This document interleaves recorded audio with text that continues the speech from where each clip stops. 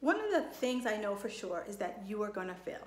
When it comes to creating a sustainable health and fitness program, you are going to fail. You are going to try a bunch of things, and some of them will work out and some of them won't. And what I know for sure is that when you have a process, you have something to fall back on when you stumble. And when you stumble, many people look at that as it wasn't meant to be, right?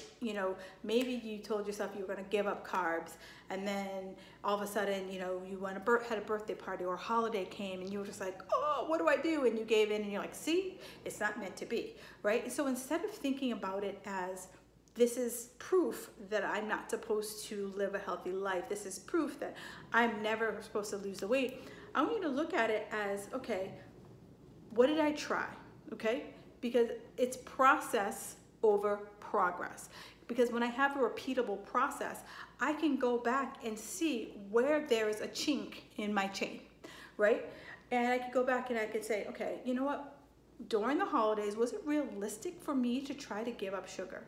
Probably not, right? We have holiday parties, people bring in cookies, people bring in all sorts of things. So trying to give up sugar during the holidays is, pretty much, a salmon swimming upstream, and you're going to set yourself up for failure, right? So instead, think about, maybe if you really do want to give up sugar, maybe the holidays isn't a time. Maybe we push that forward to some other point in the year where there's not all these like goodies running around, and we're not trying to use our willpower, because willpower is that old high school boyfriend that told you he's never going to cheat on you, and then 5 minutes later you see him making out with your best friend in the kitchen. Anyone else? Anyone? Okay. So I want you to think about, when we fail, was the plan, was the path you chose, was that realistic? The second piece is, were you excited about it, right? If you decided to give up sugar, were you excited about it? Were you like, yeah, I don't need sugar? Or you're like, oh, sugar is my bestie. It's my spirit animal. Right? Because you need to be excited, because excitement, that's your motivation. That's your willpower. If you're excited about what the outcome's going to bring. The third piece is, do you have a plan, right? What is the plan so that you go in and you're like, you know what, if I have a craving, a sugar craving, what am I going to do?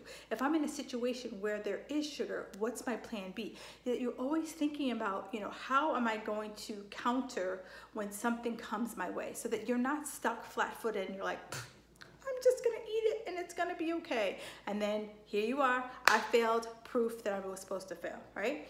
And the last piece is that when you come up with this is what I'm going to give up, or this is what I'm going to do, this is my plan, my program, is it sustainable for the long haul?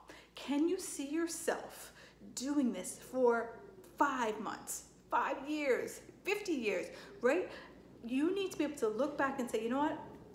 This is something that can work with me for the long haul. And maybe it's like, I just want to do this for 3 months, whatever it is. But you have to say, is this sustainable? Because the moment you say to yourself, when's my cheat day?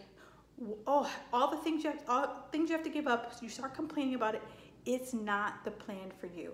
And I use my reps formula all the time to help me make better decisions, because you will fail, but when I have a process to come back to, it takes my mind off of my progress, and it helps me to get calm and create better decisions. All right, let me know how that lands with you. Leave me a comment below.